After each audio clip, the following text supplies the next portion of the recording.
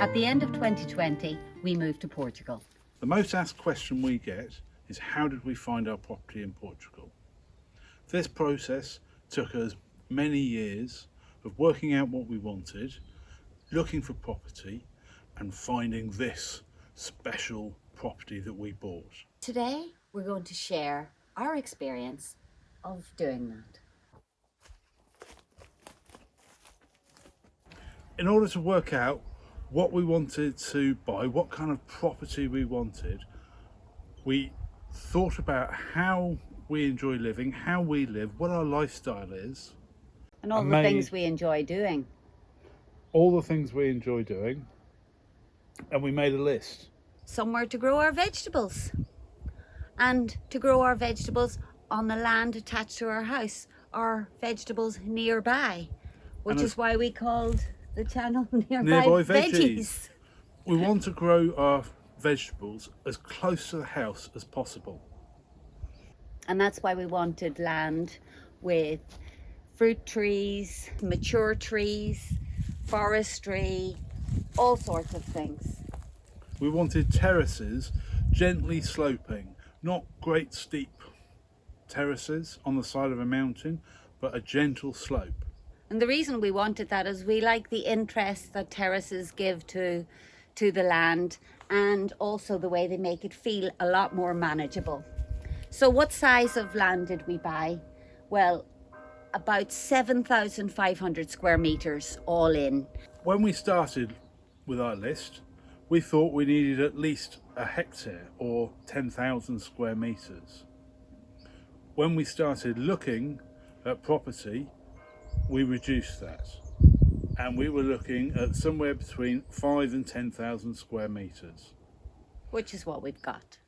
And I have to say, I'm glad we haven't got more than what we've got now. So for us, this was the perfect size. Access. We wanted a track near our house that we could have access to all year round without having to buy a 4x4, which we've got 99% of the time. This year we had a huge amount of rain, and even our very flat track is quite wet and mucky. We need materials to restore the house, so we needed a track wide enough for access vehicles and delivery trucks and all of those things that are going to happen in the very near future. When we first moved to Portugal, we rented a house. It had a fantastic view. No garden. Yeah, no garden, no outside space, but it had a view, and we loved that view. It was really all about making a new decision for that list, and that list, then the priority became a view. So the type it became maybe not the priority, but an important. It was very important. A very important thing. We wanted a particular type of view, not just a view, because you can have a view of buildings, which is beautiful if you like looking at buildings, but we wanted a view of our garden, our land, and the big borrowed landscape, which makes us feel like we live in the middle of nowhere, which we don't. One of the big things on our list was to be close to a cafe, close to shops, close to other people, near a village with life and people that we could be involved with.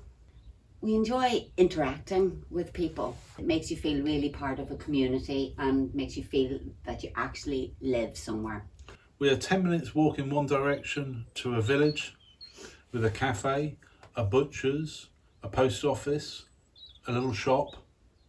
What, 15, 20 minutes from two big towns? Yeah. With everything everything that you need. Supermarkets, yeah. Tool shops. For half an hour from doctors, city. Hospitals. Yeah, everything. Everything you need.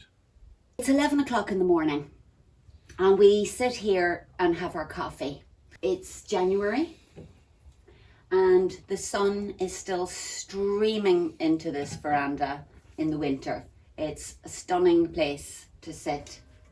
But in the summer, the sun is way overhead And this is a beautiful, cool spot to Yes. sit. So it's perfect. The house, the orientation of the house is exactly the way it should be.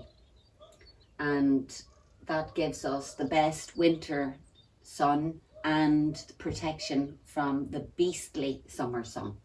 We're no We distant. wanted a rural location. Part of the reason for that is we don't want to listen to road noise, highway noise. We want to live a quiet life. For sure, there's plenty of noise around here. Yeah, chainsaws, strimmers, Church bells, chickens. There's always a bit of noise, but it's not that constant drone of highway noise. Yeah, there's no drone. It's really quite peaceful. We made a list of what kind of location we wanted, what we wanted in the property, in the land, and what we wanted for our house. And then we started researching. Whoa. researching. We looked online a lot. We spent a lot of time looking at property websites in Portugal, Pure Portugal, Idealist. We'll put links in the description below. After we've been looking for a while, we organised a trip to Portugal to try to come and see and view as many properties as we could and see different areas of Portugal and work out where we wanted to be and what we really wanted. We had on our list all the things that we wanted. When we came here and saw some properties, we realised that some of the things that were originally on our list weren't actually that important, and things that weren't on the list became a lot more important. Yes. As part of our research, we discovered that property for sale in Portugal comes in rustic and urban articles. And it may have a building on it which looks like you could live in it, but the property only has a rustic article, and therefore it may be difficult or impossible to get a habitation license so you can live in the property all year round. A whole building and some significant space around it is an urban article. When we started looking for a place to buy and visiting properties with estate agents, we discovered there's often properties that aren't advertised. So we looked at property beside rivers and realised pretty quickly after spending a night by the river that we were bitten to death. Rivers are where the mosquitoes, the flies and the biting things hang out. So we revised our list. We removed wanting to be beside a river, but we still need water. If you want to grow vegetables and fruit, pretty important is a water supply. We've got 2 wells. We've got a big well right here at the top of the property. Further down, we've got a smaller second well. After viewing property, we kind of got a better idea of where we wanted to be. We pretty much decided we wanted to be on the west side of the Serra da Estrela. The Coimbra district was where we wanted to be, and that's where we are. We've been asked, do we live near the beach? Well, we do. The river beach. We're 10 minutes from 3 river beaches, and river beaches are something particularly wonderful in Portugal's interior. They're great places to cool off in the summer and socialise and just have fun generally and relax. After visiting property in Portugal, we realised that often the property is not quite what it seems in the photographs. What is not in the photographs? Pylons, busy roads. Yeah, we looked at properties where when we went with the estate agent parked the car, we parked the car behind them, and then we walked for almost 10 minutes to actually get to the property. To the house. To the house, yes. We knew we wanted to be able to park our car next to the house. It's all very well being able to park the car on your property if it's a 10-minute walk up a hill from where you can actually park to the house. Or down a ravine, as we've seen. Or down a ravine. We first looked at property in Portugal in 2017. This gave us a big eye-opener to the fire risk. It was terrifying for the people, and that's what led us to realise that we definitely wanted to stay well away from eucalyptus plantations and the like. And consider the fire risk of the property that you're buying. Being able to escape, being able to get to a main road easily and quickly. These are all the things we started considering. So we wanted a house that we could move into and live in right away. Here it is. Massive fail. We didn't get that. We looked at a lot of properties that we could move into, but most of the time they were not right for us. We've had to do so much work to try and make them right, or what we wanted. It just seemed like a waste of money, spending so much money On perfectly good properties. on perfectly good properties, just not what we wanted.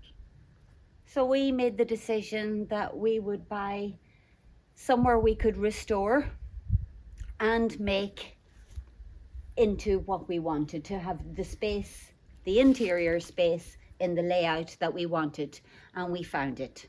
Is there electricity? How far away is the electricity? Getting power to your house can be very expensive. Creating a off-grid power system is also very expensive. We're pretty lucky. We've actually got electricity in the house. I love to cook, and one thing we wanted on our list was an outside kitchen and covered space. We want covered space to be able to do things out of the sun and out of the rain. We have this fantastic space here. It is a barn, but we've got a bread oven over there, and this space here is going to be our outside kitchen. Another thing on our wish list was storage rooms, storage space for food preservation, and we certainly got plenty of those. Inside here is one of our many storage rooms. There's not much to see in here, but it does have a fantastic view. So if you're wondering what took us 5 years to come here, it was essentially because when we discovered about the urban and rustic articles, we realised that we needed more time to put together a realistic budget. And it was worth every minute of the wait. I just love it here. Certainly done pretty well here with our orange tree. We got 2 great orange trees right here, but these oranges are fantastic. We get oranges from late December into June. But this one is a sweet orange all the time. And yeah, having established fruit trees was a real plus. So good. We had great fun looking for property, finding our home, and we hope you do as well. See you next time. Bye.